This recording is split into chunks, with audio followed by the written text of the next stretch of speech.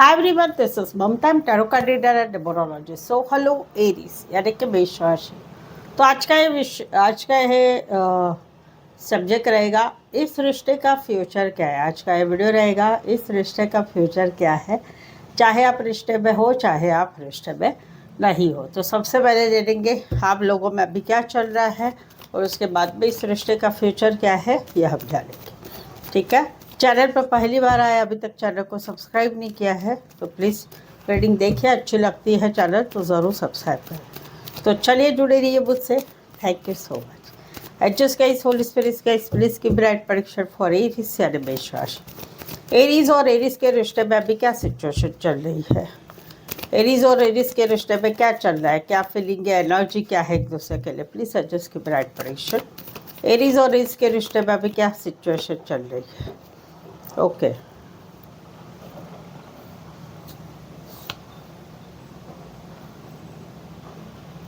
ठीक है। एरीज, यहाँ पर तो कहीं पर निकलना हुआ है, या तो आप निकले हैं या तो ये निकले हैं आप दोनों के रिश्ते में से, जहाँ पर या फिर कहीं पर पहले तो रिश्ता नहीं है, वहाँ पर कहीं पर निकलना हुआ है। इस रिश्ते से बहुत कुछ करके अभी निकलना हुआ है।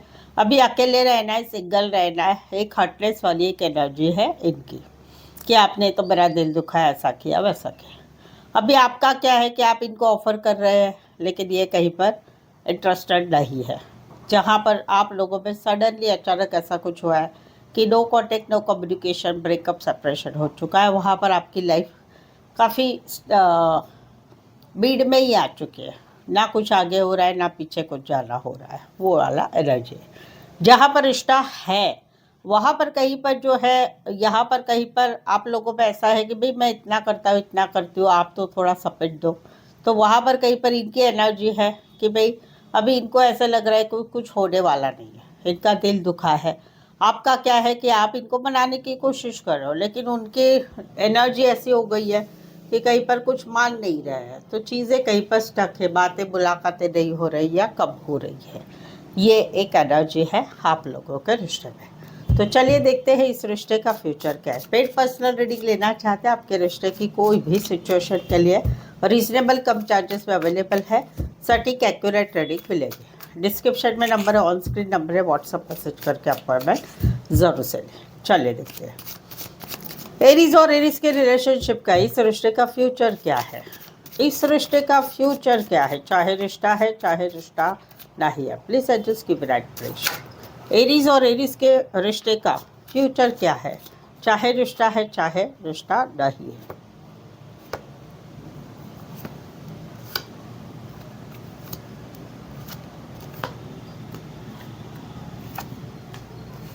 ठीक है, चलिए देखते हैं।